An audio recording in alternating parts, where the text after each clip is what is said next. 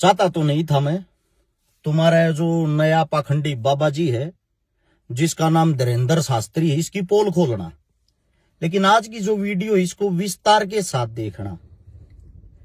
Guarantee देता हूं, जिसने पूरी वीडियो देख ली, इसकी पाखंडी की जो मैं पोल खोलूंगा, आप तो जीवन में कभी इस बाबा की तरफ मुंह करके भी नहीं देखोगे।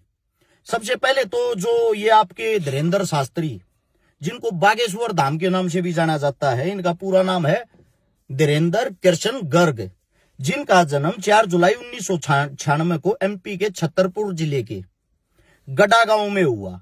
इनके दादा थे भगवान दास गर्ग, इनके पिता थे राम कृपाल गर्ग। इनके जो दादा हैं उसी ने इसकी नींव रखी थी। ये जो धाम है, जिस धाम पे तुम जाते हो। अब बात क्या है, ये जो तुम्हारा बाबा जी है, मैं तो इसको छोटा भाई कहूंगा, ये जो गर्ग साहब है हमारा छोटा भाई धीरेंद्र, जिसकी उम्र में 27 या 28 साल है, इसने इतना पाखंडवाद कैसे खिंडा दिया। एक एक वीडियो में सबूत के साथ उसकी पोल खोलता जाऊंगा। इस वीडियो को पूरी देखना है। पूरी देखने के साथ साथ इस वीडियो को जितने भी यूट्यूब, फेसबुक, जो हमारे चाहने वाले साथी हैं, सभी जगह इसको चलाएं, इसको शेयर करें, ताकि ऐसे पाखंडी आगे से पैदा ना हो, इस हिंदुस्तान की ऐसी की तैसी ना करे। इस पाखंडवाद के कारण हम इतने पीछे हैं। अब बात करता हूं मैं। सबसे पहले जो हमारे बाबा जी है, शुरू में ये अपने आसपास के गांव गुआंढ में भिक्षा मांगता था, क्योंकि वो पुश्तैनी काम है। इनके दादाजी जो थे वो एक मंदिर को चलाते थे, फिर पिता ने संभाल लिया, फिर इन्होंने संभाल लिया। ये तेज खोपड़ी का आदमी था, चालू आदमी जो होता है, शक्ल का सुंदर भोला भाड़ा। इसने सीखा है कि दादा ने अच्छी मेहनत लगन से सेवा करी, दादा को मिला क्या, पिता को मिला क्या। एक मंदिर की सेवा करके शायद कुछ नहीं मिलता। अगर किसी को कुछ मिल सकता तो वो मिल सकता लोगों में पाखंडवाद घुसाने से। अब इन्होंने बचपन से ही पर्ची बनानी शुरू कर दी। बचपन से ये भगवान बन गया, जिनकी डायरेक्ट भगवानों से फोन पे बात होने लगी। अब सबसे पहली चीज तो अच्छे से जान लीजिए, आप सभी को बता देता हूं, इसका एक छोटा भाई भी है जिसका नाम है शालिग्राम गर्ग, उसको सौरव कहते हैं, सौरव भैया। इसकी एक बहन भी है। अब बहन को तो छोड़ दीजिए, दोनों भाइयों की बात करते हैं। इसका जो भाई है ये सौरव भैया हमारा, ये भी लाल बाणा लाल चोला पहन के अपने भाई के साथ इसको संभालता है। किसको? धाम को। अब सबूत के साथ आप नीचे सब कुछ देखते जाना। जो ये सौरव जी है, इनको एक बराबर में SC ST समाज के अंदर, दलित समाज के अंदर एक गरीब बेटी की शादी थी। उस शादी के अंदर जाके मारपीट की, तोड़फोड़ की और तमंचा निकाला। नशा करते हुए तमंचा निकाल के तमंचा घुमाया, जिसके तहत मुकदमा दर्ज हुआ, जिसमें SC ST एक्ट लगा। बात है 11 फरवरी की। और जो धारा लगी उसके अंदर, वे धारा लगी 294, 323, 506, 427। इसके तहत बमीठा थाना पुलिस के पास मामला दर्ज हो गया। अब मामला दर्ज हो गया तो बागेश्वर बाबा जी की डायरेक्ट जब भगवानों से ही बातें हैं, तो अपने भैया को ऐसे की ऐसे छुड़ा लाए। अगर कोई गरीब आदमी होता तो शायद 3 महीने से पहले जमानत का कोई प्रावधान नहीं था। अब इससे आगे आते हैं इन दोनों भाइयों को ही, जो हिंदू राष्ट्र बनाने की बात करते हैं, दलितों से बड़ी शिकायत रहती है। वीडियो के अंदर आप देख सकते हैं, बस छूना नहीं है, मैं अछूत आदमी हो, एक दलित पैर छूता तो बाबा जी कहते हैं दूर रहो हमारे से, हमारे पैरों को हाथ मत लगाओ वरना हम अछूत हो जाएंगे। छोटा भाई तो पीटता है दलितों को तमंचे के साथ, नशे करके, नशे की धुत हालत में, और बड़ा भाई दलितों से दूर रहता है। और वही दलित जिनकी सबसे बड़ी संख्या, सबसे बड़ी शक्ति है, जिनको बाबा साहब भीमराव अंबेडकर जी ने लड़ना सिखाया था, वो आज हिंदुत्व के नाम पे इनके झंडे उठाते हैं। हमारे देश का दुर्भाग्य है। अब इससे आगे आते हैं कि दलितों को वो हिंदुओं में गिनते ही नहीं है। फैक्ट है, सच्चाई है, रियलिटी है। मानो या ना मानो, इस देश के अंदर से छुआछूत ना मिटा था, ना मिटा है। और यही हालात रहे। पढ़ा लिखा आदमी, बाबा साहब भीमराव अंबेडकर को, ज्योतिबा फुले को, भगत सिंह, राजगुरु, सुखदेव, चंद्रशेखर, जब तक इनकी विचारधारा को आगे लेके चलने वाला इंसान नहीं आएगा, ये देश इस पाखंडवाद से कभी बाहर नहीं निकलेगा। अब इसके बाद आते हैं धार्मिक गुरु, जो वाकई में अच्छे इंसान है, जैसे कि शंकराचार्य जी, संत तुकाराम जी, साईं बाबा, उन सब के बारे में आपके इसी 27 साल के गर्ग साहब ने अपने मुंह से आपत्तिजनक टिप्पणियां की है, आपत्तिजनक भाषा का प्रयोग किया है। आप चेक कर सकते हो नीचे। और फिर उन इंसानों से माफिया भी मांगी है। क्या किया है? माफिया मांगी है। क्यों? क्योंकि इनको यह लगता है कि वो आपसे ज्यादा विद्वान हैं, आपसे ज्यादा पढ़े लिखे हैं, वो रियलिटी के ज्ञानी आदमी हैं। लेकिन भारतीय जनता पार्टी का जो मुखोटा पहन के ये धीरू भाई घूम रहा है, इसका कार्य ये है, जो पार्टी के विपक्ष में जाएगा उसका तुझे सत्यानाश करना है, उसकी तुझे खिलाफत करनी है। इसको खुली छूट दे रखी है। अब इसके बाद आपको एक बात बताता हूं, ये सपोर्ट किनको करता है, वीडियो देख लेना। आशाराम के बारे में इनके क्या शब्द है, क्या विचार हैं। आशाराम बापू, उनको भी मिले नहीं है, पर वीडियो पर ही देखा है। क्या कहेंगे उनके बारे में? भगवान की सब अपनी जगह सब ठीक है। आपको पता है कितने गंभीर आरोप है उनके ऊपर? बिल्कुल आरोप है। तो कुछ कहना नहीं चाहेंगे? क्या कहेंगे, सब अपनी जगह, सब लोग अपनी जगह ठीक होते हैं। इन्होंने बोला अच्छे इंसान है, बड़े अच्छे इंसान है। प्रेस रिपोर्टर कहती है कि इन पे बलात्कार जैसे संगीन अपराध साबित हो चुके हैं, कोर्ट सजा सुना चुका है, फिर भी आप इनको अच्छा इंसान मानते हो। राम रहीम, जिस पे अपराध साबित हो चुके हैं, बलात्कार के, मर्डर के, ऐसे इंसानों को ये अच्छा इंसान मानता है। साथ में राम रहीम को जमानत दे, वो पैरोल दे देती है बार बार सरकार। आशाराम जिनको जमानत मिल गई ऊपर से सजा होने के बाद भी, इसका रीजन क्या है? इसका रीजन और इसके फैक्ट पर बाद में बात करेंगे। अब बलात्कारी को सपोर्ट कौन कर सकता है? बलात्कारी को सपोर्ट करेगा वही विचारधारा रखने वाला इंसान। अब आप कहोगे ये क्या बात बोल दी? अब यही बात मैं आप लोगों को बता देता हूं। ये एक वीडियो सुनो एक शख्स की। बगेसरा लड़की का सप्लायर है। मध्य प्रदेश से 48,000 लड़की को ये देह व्यापार और इधर उधर बेचा है। अखबार में आई हुई खबर देखो, इसमें लिखा हुआ 48,000 लड़कियां गायब हो चुकी हैं, जिनका कोई अता पता नहीं। इसी बागेश्वर धाम के आसपास की, गांव की, गौहांड की, शहर की लड़कियां। आखिर बाबा जी इन लड़कियों का करता क्या है? सबसे बड़ा सवाल ये मैं नहीं, हर शिकारा नहीं कर रहा, वहीं का इंसान, वहीं का ये शख्स, वहीं का ये नेताजी कह रहा है, लड़कियां सप्लाई करता है। क्या करता है? लड़कियां सप्लाई। और साथ में आप लोगों को एक बात और भी बता देता हूं, ये एक फोटो है बाबा जी की, एक लड़की का चुंबन लेते हुए की, जो सबसे पहले वीडियो के माध्यम से पता लगा था। इसका सत्संग सुनने के लिए आई थी, इसकी कथा सुनने के लिए आई थी। और फिर 4 दिन बाद उसी कथा, जिसको इन्होंने बुलाया, जो लड़की इनको पसंद आई, 4 दिन बाद उसी के साथ आज से 4 साल पहले बाबा जी की चुंबन अवस्था में फोटो वायरल हो जाती है। अब यह फोटो नकली है या असली है, इसका फैसला आप लोग करोगे, क्योंकि 4 साल पहले एआई नहीं था। एआई अभी आया है 1 साल से, तो आप इस फोटो को एआई नहीं बोल सकते। ये 4 साल पहले 2021 में वायरल हो चुकी है। अब इसके बाद अगली बात जो आती है, बाबा जी पर्चा कैसे बनाते हैं।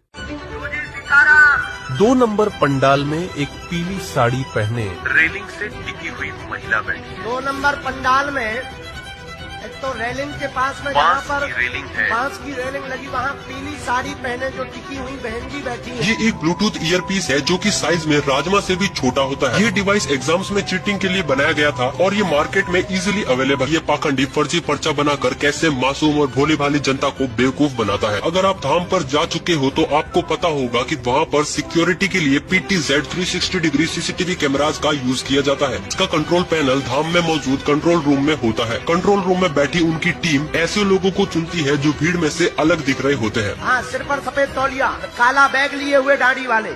लेकिन अब मेन क्वेश्चन ये है कि ये इन्फॉर्मेशन धीरेन्द्र शास्त्री तक कैसे पहुंचाई जाती है। तो काम होता है GSM मॉड्यूल और ब्लूटूथ डिवाइस की मदद से। ये एक ब्लूटूथ ईयरपीस है जो कि साइज में राजमा से भी छोटा होता है। ये डिवाइस एग्जाम्स में चीटिंग के लिए बनाया गया था और ये मार्केट में इजीली अवेलेबल है। ये 2-वे कम्युनिकेशन को सपोर्ट करता है, लेकिन इस केस में ये सिर्फ धीरेन्द्र शास्त्री तक इन्फॉर्मेशन पहुंचाने का काम करता है। और कभी कभी ये डिजिटल स्क्रीन का भी यूज कर लेते हैं, जिसका कंट्रोल एजेंट के हाथ में होता है। जब भी धीरेन्द्र शास्त्री को एजेंट से कांटेक्ट करना होता है तो वो कुछ कोडवर्ड का यूज करते हैं। राम, साधु जी, राम, तुझे सीताराम। 2 नंबर पंडाल में एक पीली साड़ी पहने रेलिंग से टिकी हुई महिला। बड़े पर्चे बनाते हैं, दुनिया के पर्चे बनाते हैं, पर्चों पर ही हर चीज बता देते हैं।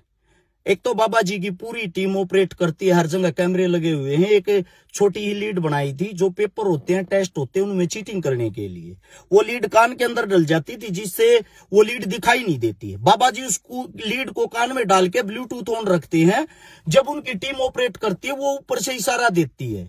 जो बाएं पंडाल में 2 नंबर पे बैठी हुई पीले सूट वाली औरत है, कृपया करके वो आगे आ जाए। उस चीज को बाबा जी फॉलो करते हैं। इस वीडियो के माध्यम से पूरा हकीकत, पूरा सच आप लोग देख सकते हो। अब इससे अगली बात आती है, बाबा जी ने एक यूपी की औरत थी जिसका रात के 10 बजे पर्चा बनाया, जो दीक्षा लेने के लिए गई थी। रात को 10 बजे पर्चा बनाया, बड़ी बड़ी बातें की, ये कर देना, वो कर देना, आपके घर में लक्ष्मी होगी, फलाना होगा, धकड़ा होगा। उसी आश्रम की दीवार गिर जाती है रात के 4 बजे, उसी रात को, और उस यूपी वाली महिला की मृत्यु हो जाती है, मौत हो जाती है। बाबा को जब अपने ही आश्रम के अंदर 6 घंटे पहले वो मौत दिखाई नहीं दी, वो आपका हमारा भविष्य कैसे देख सकता है, कैसे बता सकता है? सोचने का विषय, सोचने की बात है। इसके बाद अगली बातें करते हैं। जब देखो बाबा जी हमारे धर्म का मजाक उड़ाते हैं। कहां गए भाई वे हिंदू तव वाले, बजरंग दल वाले?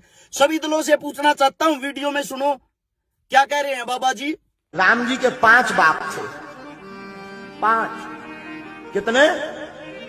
राम जी के 5 पिताजी हैं। विचित्र बात है, स्वीकार करना बड़ा मुश्किल है, पर सत्य बात है। बाबा जी कह रहे हैं जो राम थे, श्री राम जी, उनके 5 पिता थे। क्या ये मजाक नहीं है, हैं? रावण से डायरेक्ट ये बात करते हैं। एक बार हमारी रावण से बात हुई, फोन कॉल पर। अब ये मत पूछना कि नंबर क्या था, हुई तो हुई। एक बार हमारी रावण से बात हुई, हमने कहा क्यों दशानंद जी, माय डियर कैसे हो? उन्होंने कहा हेलो बागेश्वर वाले बोल रहे हैं। हम कहा जी, हम कहा भैया कैसे हो? हमने बुंदेली में बात करी, रावण ने भी हमसे बुंदेली में बात की। हम तो ठीक है भैया। हद तो जा हो गई कि साउंड में फटर फटर हो गो। हमने कहा भाई साहब दसई मौ से बोल रहे का? क्या मजाक नहीं है? हनुमान डायरेक्ट इनकी सुनते हैं। क्या ये हमारे धर्म का मजाक नहीं है? असल में तो ये मजाक उड़ना शुरू हुआ 2014 से, जब से भारतीय जनता पार्टी जो आई है। लोगों को जो धर्म की अफीम इन लोगों ने इतनी चटा दी। जिस वक्त राम मंदिर का उद्घाटन हुआ, उस वक्त पोस्टर लगे थे जगह जगह। मोदी जी एक 3 साल के बच्चे को उंगली पकड़ के चला के लाते हैं, यानी कि राम को छोटा राम बना रखा था, मोदी उससे बड़ा बना रखा था। हम जिस दिन से पैदा हुए हैं, हमारे बड़े बुजुर्ग गाड़ में से निकलते उन्होंने सिखाया, बेटा राम राम करके लिखड़ा कर। इमारत राम राम करके लिखना सिखा रखा है, तो इसका मतलब राम तो पहले से ही, ये जो राम शब्द उसका पहले से ही प्रयोग किया जा रहा है, उसका उच्चारण हो रहा है। तो 2014 में मोदी उंगली पकड़ के राम को लेके आता है। क्या मोदी राम से भी बड़ा हो गया? क्या मोदी राम को लेके आया है? उससे पहले कुछ था ही नहीं। इसी के दरमियान उसी मंदिर के अंदर, राम मंदिर के अंदर, एक 23-24 साल का लड़का पांडे नाम का बैठाया गया, जो वहां का बड़ा वो बनाया है, पंडित बनाया, अधिकारी बनाया है, या उसको संभालने वाला बनाया है। उसकी दुनिया भर की लड़कियों के साथ छाया चित्र गंदी गंदी वायरल हैं। क्या इस देश के अंदर विद्वान, पंडित, ज्ञानी इंसान और सबके बीच में से एकलौता वो इंसान छाटा गया, वहां जाके ज्ञान की समाप्ति होगी क्या उससे आगे? क्योंकि सरकार हर जगह खाने की जगह, कमाने की जगह रोजगार को देखते हुए उस इंसान को बैठाती है जो सरकार का बेनिफिट करे, सरकार को फायदा पहुंचाए। अब मैं धीरेन्द्र शास्त्री जी से भी एक बात पूछना चाहता हूं। शास्त्री जी, आप खुद बताते हो मेरी पढ़ाई में कोई रुचि नहीं थी, कैसे भी गिर पढ़ के मैंने 12वीं कर ली, उसके बाद बीए कर ली, बैचलर ऑफ आर्ट। तो इसका मेरे हिसाब से तो बीए तो अगर हम अपने हरियाणा की बात करें, राजस्थान की बात करें, बच्चा बच्चा करे घूम रहा है, बच्चा बच्चा हर इंसान कर लेता है, घर पे बैठ के भी कर लेता है। मैं आपसे एक बात पूछना चाहता हूं, जब आपने जो ये पूजा पाढ़ते हो, जो पर्चा बनाते हो, ये शिक्षा कहां से ली? आप काशी से पढ़ के आए, आपने कोई धर्म पढ़ा, आपने कोई ग्रंथ पढ़ा, आपने ग्रंथ पढ़ा, गीता पढ़ी, रामायण पढ़ी, क्या पढ़ा है आपने? पहले आप स्वयं का ज्ञान तो बताओ, आपका ज्ञान क्या कह रहा है? मेरे हिसाब से तो आपने दो चीजें पढ़ी हैं, हिंदू मुसलमान कैसे हूं, लोगों को बहलाया फुसलाया कैसे जाए। अब दुख की बात, जिस इंसान का मतलब एक सोच शक्ति, समझ शक्ति शून्य हो, वो इंसान ये कहता है हम हिंदुस्तान के नहीं, पूरे विश्व के सबसे महंगे बाबा हैं। 1 करोड़, करोड़ बोलना नहीं आता, 1 करोड़ से भी हम बहुत कॉस्टली गुरु हैं। हाँ, भारत के सबसे महंगे गुरु हम ही हैं वर्तमान में। एक सीआर तो चाहिए ही चाहिए कथा के लिए। 1 करोड़ रुपया लेते हैं कथा करवाने की, और तुम अंधभक्त हो। अगर कोई कथा को बेच रहा है तो खरीदार कौन है? कौन खरीदता है? आप ही तो खरीद रहे हैं। हम अगर भागवत 50 लाख में बेच रहे तो आप ही खरीदते हैं, तो असली जिम्मेदार तो आप हैं। हम भले ही खूब दुकान सजा लें, आप ना खरीदो तो क्या हम खाक कर दें? हॉल में खूब भीड़ आ गई है भक्तों के, पागलों की यहाँ खूब फौज खड़ी हो गई है, पागल ही पागल जुड़ रहे हैं यहाँ रिकॉर्ड। तुम पागल हो, क्यों करवाते हो हमारे से, क्यों सुनते हो? सोचने की बात यह है, जिसको आप धर्म प्रचारक, धर्म गुरु, हिंदू का रक्षक, हिंदू का रखवाला समझते हो, वो इंसान अगर आपको हिंदू का प्रचार करने के लिए हरियाणा की किसी कोने में या हिंदुस्तान के किसी कोने में बुलाना, तो पहले 1 करोड़ रुपया तो बाबा जी की फीस देनी है। उसके बाद कम से कम 10 उनके भक्तों के लिए और उसकी टीम के लिए वैनिटी वैन होनी चाहिए। उसके बाद जिस भी क्षेत्र में जाएगा, जिस भी एरिया में जाएगा, जो पंडाल हो, कम से कम 40 से 50 लाख रुपए का वाटर प्रूफ टेंट चाहिए, बड़े वाला पंडाल। उसके बाद कम से भी कम 20,000 आदमियों की खाने पीने की व्यवस्था हो। बाबा जी के जो 200 पर्सनल आदमी आएंगे, 200-300 पर्सनल आदमियों की 200-300 पर्सनल सिक्योरिटी का खाना पीना A1 क्लास का होना चाहिए। उसके बाद बाबा जी तुम्हारे मुंह पे बैठकर तुम्हारे को पागल, बेवकूफ, भक्तों, इस लैंग्वेज में तुम्हारे को भड़का के, बहला के, फुसला के बाबा जी अपनी पैसों की गांठ बांध के चले जाएंगे। प्रोग्राम करवाने वाला हिसाब लगाता है तो पता लगता है प्रोग्राम तो 3 करोड़ रुपए में हुआ, यानी कि बाबा जी प्रचार करने के लिए आपकी जेब से 3 करोड़ रुपए लगा के तब आपका प्रचार करते हैं। हिंदुत्व का कोई फ्री में नहीं करते, कोई एहसान नहीं करते। अब ये जितनी यात्रा निकालते हैं, इसकी दुकानदारी उतनी बड़ी होती जाती है। उतनी बड़ी दुकानदारी होगी, उतने बड़े इसके रेट होंगे। अच्छा, अब आते हैं इससे अगली बात पे। आप बात करते हो हिंदू मुस्लिमों की, सबसे पहले तो एक बात समझ में नहीं आई, कहते हो ये टोपी वाले, ये मुल्ले, ये कटमुल्ले, इन शब्दों का कौन सा बाबा प्रयोग करता है, कौन सा बाबा उच्चारण करता है? धार्मिक गुरु मेरे को तो लगता नहीं कोई करता होगा, ना कोई हिंदू करेगा ना कोई मुसलमान करेगा। अगर कोई बाबा करता तो बाबा कहने के लायक ही नहीं है, जो समाज को भटकाने का, बहलाने फुसलाने का काम करे। बात यह आती है, इनका कहना है हिंदू राष्ट्र होना चाहिए। अब इस वीडियो को गौर से सुनना। बाबा जी गए हैं दुबई, और दुबई जिसकी गाड़ी में बैठे हैं वो एक मुसलमान की गाड़ी है, और वहां भर भर के जो प्योर मुस्लिमों का देश है, उस देश की, उस दुबई की कितनी प्रशंसा कर रहे सुनो अब। और अब बाबा जी की दूसरी बात सुनो कि इन मुल्लान को, टोपी वालों को हमारे से कुछ ज्यादा ही दिक्कत है। अरे बाबा जी, पहले तो आप फैसला ये कर लो। आप स्वयं ये कहते हो मेरे 500-600 मुसलमान दोस्त हैं जो हमारे घर के इधर उधर रहते हैं। हमारी बहन की जो शादी करवाई उसमें जो सहयोग करा वो भी मुसलमानों ने किया। आप स्वयं कहते हो ये बातें। मैंने तो ये भी सुना कि आपकी बहन की शादी एक मुसलमान से पैसे लेकर सहयोग आपने दी। करवाई। हाँ, आज भी हमारा मित्र अभी 5 दिन पहले ही मिला, चाय भी पी, और हमारा लगभग 500-600 मुसलमान परिवार है जो आत्मा से जुड़े। और फिर आप उन्हीं लोगों को गालियां देके अपनी राजनीति चमकाते हो। इसका मतलब तो ये हुआ, जिस थाली में खाना उसी थाली में छेद करना। आप भी नहीं आज तक ये सोच पाए हो मुसलमान गंदे हैं या अच्छे हैं, हिंदू मुसलमान एक होने चाहिए या नहीं होने चाहिए। समय समय पर स्वयं बयान बदलते रहते हो आप। अब आती है बात हिंदू जोड़ो यात्रा की। यात्रा का रीजन क्या था? दिल्ली से यात्रा शुरू हुई, मथुरा खत्म होगी। पहली यात्रा नहीं है, बार बार यात्रा काटते रहे हैं। 2024 के अंदर भी, चुनाव से 1 साल पहले बिहार के अंदर भी यात्रा निकाली थी इसी बागेश्वर बाबा ने।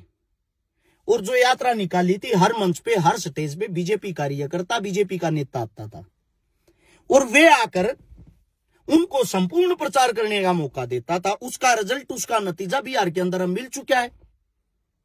बिहार में सरकार बन गई।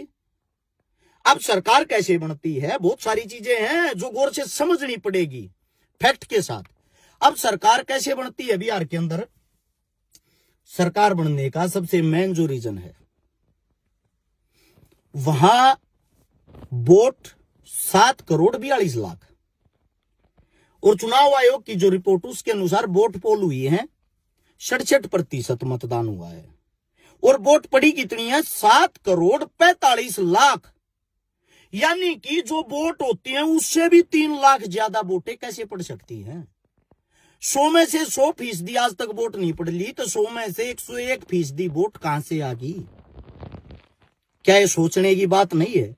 इससे बड़ा मजाक हिंदुस्तान के अंदर, राजनीति के अंदर क्या हो सकता है?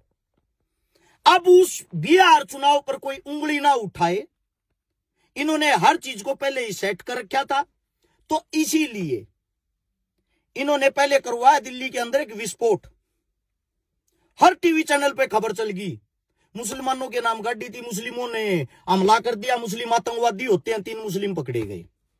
साथ में फरीदाबाद के अंदर मुसलमानों के पास 350 किलो RDX मिला। ये खबर सब जगह वायरल। हिंदू मुसलमान लोग सोशल मीडिया पर एकदम एक्टिव हो गए। आप अपना रूप संभाल लिया, ऐसी तैसी कराया बिहार चुनाव, इस मुद्दे को उठाओ, हिंदू मुस्लिम कराओ। अब क्या होता है, उस बात की जब पोल खुलती है, NIA जो जांच कर रही है, जांच के माध्यम से पता लगता है जो 3 मुसलमान पकड़े थे वे निर्दोष थे, वे छोड़ दिए। जो गाड़ी थी वह भी देवेंद्र के नाम निकली, किसी मुसलमान के नाम नहीं। फिर एक शर्मा नाम की लड़की को भी उठाया, उसको भी छोड़ दिया। यानी कि हिंदुओं से भी पूछताछ हुई, मुसलमानों से भी पूछताछ हुई। उसके बाद बात आती है फरीदाबाद 350 किलो RDX बता रहे थे। वहां के जो CP साहब हैं वो स्वयं प्रेस कॉन्फ्रेंस करके कहते हैं कि मीडिया गलत अफवाह ना फैलाएं, ये कोई RDX नहीं है, ये ब्याह शादियों में भटकाने वाला पोटास है। अब CP साहब का तो जमीर जा गया, उन्होंने तो जो बात कहनी थी सच बोल दी। अब बीजेपी इस चीज को कवर कैसे करती? यहां से सारे सामान को उठा के जम्मू कश्मीर एक थाने में रखवा दिया। वहां थाने में रखवा के उस चीज पे कोई कार्रवाई ना हो जाए, वहां विस्फोट करवा दिया, जिसमें 7 से 8 पुलिस वाले शहीद हो गए। हो जाओ, बलि का बकरा बनाना सरकार का काम होता है। यानी कि उस विस्फोट के साथ सारे सबूत खत्म, तबाह। अब जैसे ही वो मामला खत्म होता है, बम विस्फोट वाला, लोग दोबारा से हिंदू मुस्लिम में फंसाने, क्योंकि दोबारा से बिहार चुनाव पे ना पहुंच जाए, इसीलिए बागेश्वर बाबा की एंट्री पहले से ही तय कर रखी थी। आपने यात्रा यहां से शुरू करके यहां निकालनी है। बाबा जी की यात्रा पे सबका ध्यान, बीजेपी ने संपूर्ण उसको समर्थन दे दिया, क्योंकि आदमी तो बीजेपी का, मुखोटा तो बीजेपी का ही है। अब बाबा जी चल रहे, बाबा जी से अलग किसी मीडिया टीवी पत्रकार के अंदर कोई दिखाने का बचा ही नहीं। अब बाबा जी यात्रा क्यों निकाल रहे हैं उसका भी रीजन है। बाबा जी ने दिल्ली से मथुरा तक यात्रा निकाल ली है, हिंदू जोड़ो यात्रा। क्या हिंदू दिल्ली और मथुरा जो यहीं तक है? और कुछ तो ऐसे अनाप शनाप है जिन्होंने नीचे अगर आप देखोगे भगत सिंह का रूप दे दिया इनको। एक 5 रुपए का थर्मामीटर मुंह में डालने से भगत सिंह हो जाता है कोई। 5 किलोमीटर पैदल चलने से जिसकी चलने की हिम्मत नहीं रहती उसको भगत सिंह बोल दिया आप लोगों ने। किसी की भी तुलना भगत सिंह से कर दोगे आप। अब यात्रा जब निकालता है तो यात्रा के अंदर शामिल कौन होते हैं? शिल्पा शेट्टी, शिखर धवन, सुरेश रैना, बड़े बड़े मतलब एक्टर। अब इनका कारण क्या है, लॉजिक क्या है? शिल्पा शेट्टी वही हीरोइन है जिसपे 60 करोड़ रुपए का धोखाधड़ी का मामला चल रहा है, मुकदमा चल रहा है। शिल्पा शेट्टी वही महिला है जिसका पति Raj Kundra पोरन movie BFW film बनाता है, उससे कमाई करता है, तुम्हारे बच्चों को गंदगी दिखा के बिगाड़ता है। वे आदमी हिंदुत्व को बचाएंगे? अजीब बात है। लेकिन बीजेपी में आने के बाद एक बात तो है, सारे पाप सब कुछ धुल जाते हैं, सब कुछ तुरंत साफ ऑन द स्पॉट फैसला कर देते हैं। शिखर धवन, अब शिखर धवन को बैटिंग ऐप होती है जिसका वो प्रचार या प्रमोशन करता होगा, जिसपे सट्टा लगाया जाता है, उसमें शिखर धवन के पास ईडी का नोटिस आ रहा है, साथ में सुरेश रैना के पास नोटिस आ रहा है। अब इन सब के पास एक ही इंसान है हिंदुस्तान में जिसको व्हाइट मनी ब्लैक करनी है, जिसको अपने मुकदमे खत्म करने हैं, जिसको 1 नंबर का बनना है, जिसको बीजेपी से टिकट लेनी है। वो जो हमारे ये जपनाम बाबा जी हैं बागेश्वर धाम वाले, इनके पास चले जाओ, तुरंत सब कुछ साफ। क्योंकि बाबा जी के बारे में स्वयं नरेंद्र मोदी जी ने ये कहा है कि बाबा जी तो मेरा छोटा भाई है। आप उसको भगवान मान रहे हो, प्रधानमंत्री ये कह रहे हैं मेरा छोटा भाई है। अब ये इसलिए उस यात्रा में शामिल हुए हैं जब उत्तर प्रदेश चुनाव 2027 में आऊगा, 1.5 साल रह गया। मूर्खों, ये बीजेपी है, उसकी तैयारी कर रही है। उसकी तैयारी में ये यात्रा निकाली जा रही। जहां मथुरा खत्म करी ये यात्रा, जहां कृष्ण की जन्मभूमि बोला जाता है, वहां भी एक मस्जिद है। अब जल्दी ही आप ये खबर देखने को मिलेगी कि उस मस्जिद को तोड़ेंगे, उस मस्जिद को हटाएंगे, मुल्लों को काट देंगे, मुल्लों को तोड़ देंगे, हिंदू राष्ट्र बनाएंगे। और ये जो अंधी बहरी बेडे हैं, ये चिल्ला चिल्ला के जय श्री राम ये बातें कर करके दोबारा फिर से सरकार का माहौल बना देगी। ना शिक्षा की बात होगी, ना स्वास्थ्य की, ना रोजगार की, ना खेती की, ना किसानी की, ना पढ़ाई की, ना लिखाई की। जरूरत ही नहीं है इस देश को। इस देश को जरूरत है मूर्खों की, पागलों की। वो काम बीजेपी उनको अच्छे से हैंडल करना जानती है। सबसे बड़ी चीज, जब कुंभ संगम जो होया, उसमें बाबा जी ने एक बात कही थी, जो कुंभ में डुबकी नहीं लगाएगा वो देशद्रोही होगा। बाबा जी, या जो शिल्पा शेट्टी, इसने भी डुबकी नहीं लगाई थी, शिखर धवन, सुरेश रैना ने भी डुबकी नहीं लगाई थी। तो इसका मतलब ये भी देशद्रोही है। और ये देशद्रोही हैं तो आपके साथ क्यों घूम रहे हैं? या अब इनके सारे पाप संकट कट गए? यही आदमी जो बड़े बड़े चेहरे अब घूम रहे हैं, उत्तर प्रदेश जब चुनाव होगा, यही आपको सांसद और विधायक नजर आएंगे। इन्हीं को टिकट मिलेगी, लोग इनको देखने के चक्कर में इनको वोट देंगे और वोट लेकर अगले 5 साल तक तुम्हारे कोई जीवन में कहीं भी दिखाई नहीं देंगे, कहीं भी। इसीलिए हमारे देश का बेड़ा गर्क हो रहा है। मेहनत करने वाले, संघर्षशील, जमीन पर जो जमीन की हकीकत जानते, जो मुद्दों को जानते हैं, वो तो संसद विधानसभा तक पहुंचते ही नहीं, यहीं रह जाते हैं। अब बाबा जी, सबसे बड़ी चीज जो आप लोगों को बता देता हूं, वहां एक भगदड़ हुई थी संगम में। मैं भी वहीं था। जो मेरे को कहते तो मुसलमान है, मुल्ला है, फलाना है, धकड़ा है। मुझे दुख ये आता मेरे हिंदुत्व का मजाक बनाया जाता है। मुझे दुख ये आता हमारे हिंदुत्व को बेचा जा रहा है, बिजनेस बनाया जा रहा है। ये देख लो, ये किसी न किसी मंदिर के हैं, कहीं ना कहीं किसी जगह के हैं। हर चीज को मानता हूं, हर चीज का सम्मान करता हूं, मंदिर का भी, मस्जिद का भी, गुरुद्वारे का भी, लेकिन उनका क्या सम्मान करें? यही तुम्हारा ये पाखंडी बाबा जिन्होंने एक स्पीच दी थी, जिस वक्त भगदड़ हुई, भगदड़ के टाइम पे ये कहा था कि उनको मोक्ष की प्राप्ति होगी, जो उड़ मर गए। बाबा जी आपने भी मोक्ष की प्राप्ति की क्यों ना कही उड़े जाकर? इससे अच्छा क्या मौका हो सकता है?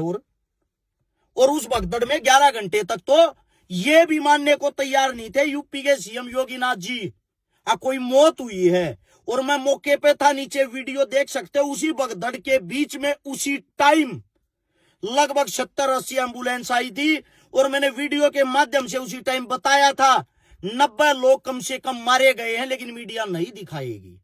उनका आंकड़ा बाद में 100+ चला गया था, 100 से भी ज्यादा आदमी मारे गए थे उस भगदड़ में। मेरा इतना ही कहना है, अगर अब भी तुम लोग पाखंडवाद को नहीं समझोगे, आप लोगों के गांव के अंदर मंदिर हैं, उनको पूजो, खेड़े हैं, उनको पूजो, तुम्हारे पितर हैं, उनको पूजो, तुम्हारे माता पिता दादा दादी हैं, उनको पूजो। उनसे बड़ा भगवान इस धरती पे कोई भी नहीं है। तुम किन किन को भगवान बना रहे हो? ऐसे ऐसे पाखंडियों को, ढोंगियों को, जिनके पास ना शिक्षा है, ना कोई नॉलेज है, ना कोई गतिविधि है। ये सिर्फ और सिर्फ एक पार्टी का प्रचार कर रहे हैं। और कुछ मूर्ख आदमी जो कह रहे हैं मैं कांग्रेसी हूं, मेरे को बोलते हैं मैं मुस्लिम हूं, मैं राजनीति के लिए सब कुछ कर रहा हूं। आप लोग अपना डाउट क्लियर कर लेना। ना तो मैंने कोई पार्टी ज्वाइन कर रखी है, ना ही संपूर्ण कांग्रेस के अंदर किसी भी नेता मंत्री के साथ मेरा फोटो नहीं मिलेगा। सिर्फ 1-2 फोटो मिल सकता है। चुनाव से पहले मुख्यमंत्री भूपेंद्र हुड्डा ने मेरे को बुलाया था, वो फोटो 1-2 प्रोग्राम में दीपेंद्र हुड्डा स्टेज पे मिल गया था। हो सकता है स्टेज पर कट्ठा का फोटो, उससे अलग किसी भी नेता के साथ मेरा कोई फोटो नहीं पाऊंगा। किसी भी नेता के साथ पानी मारने का काम अपने खून में नहीं है। और जो धमकियां देते हैं उनको एक बात कहता हूं, दबन दबाण का काम भाई हमारी कौम में नहीं है। जब हमारी कौम में नहीं है तो हमारे भीतर क्यों कर हो जाएगा? वतन परस्त इंसान है हम, वतन परस्त। तुम्हारे की तरह गुलामी की जंजीरें नहीं पैर रखी। मुझे भी पता है जय श्री राम के नारे लगाने से मेरे फॉलोवर लाखों में करोड़ों में हो जाएंगे। नहीं चाहते भाई। झूठा प्रचार करने से मेरे फॉलोवर करोड़ों में हो जाएंगे, नहीं चाहते। तुम्हारी पार्टी का झंडा उठाने से भारतीय जनता पार्टी का चंद मिनटों में मेरे काम हो जाएंगे, नहीं चाहती ऐसी पार्टी ऐसे काम। भूखे मर लेंगे, भूखे का कमा लेंगे। जो हकीकत है, जो सच्चाई है वो कहांगे। बीजेपी आज जाती, काल चली जाओ, कांग्रेस आओगी, सवाल जवाब उससे भी करेंगे। और दुश्मनों को एक बात कहना चाहता हूं, खैर मनाओ। विधानसभा लोकसभा में मैं गया नहीं। एक इतनी ही ताकत मिल जाती ना विधानसभा लोकसभा में जाने की, रोड़ा पर नचा देता है ऐसे ऐसे पाखंडिया ने। जीवन बड़ा लंबा है, एक बार ही झटका दिखाऊंगे, ऐसी बात नहीं है। और जो ये मूर्ख इंसान घर में बैठ कर कुछ भोंकते हैं, संभल जा, देख लेंगे, फलाना कर लेंगे, बात सुनो रे ओए कीड़े मकोड़ो। अपनी जिंदगी के हर एक दिन को आखिरी दिन समझ के जीता हूं। काल मरता, आज मर जा, कोई गम नहीं। फकर महसूस करूंगा मैं और मेरे घर के, जब तक जिया शांत जिया, गलत चीजों के खिलाफ आवाज उठाई। ये संदेश था। अब भी अगर अंधभक्तों की आंख नहीं खुलेगी तो इस जिंदगी में कदे नहीं खुल सकती। और सभी साथियों को इतना कहना चाहूंगा, इस वीडियो को संपूर्ण हिंदुस्तान के अंदर शेयर कर देना। जितने भैया के यूट्यूब चैनल हो, फेसबुक हो, कोई कहीं भी चलाओ ना। तो मैं किसी के पास स्ट्राइक भेजा रू ना, हम किसी के पास ये कहा अगर हमारी वीडियो क्यों डाली। और जितने विरोधी हैं उनसे विनती है, ये विरोध ऐसे ही करता रहना और डबल करो। मेरे को हिम्मत मिलती है, फिर देखना मैं तुम्हारे को कैसे नचाता हूं और ज्यादा। सभी को राम राम।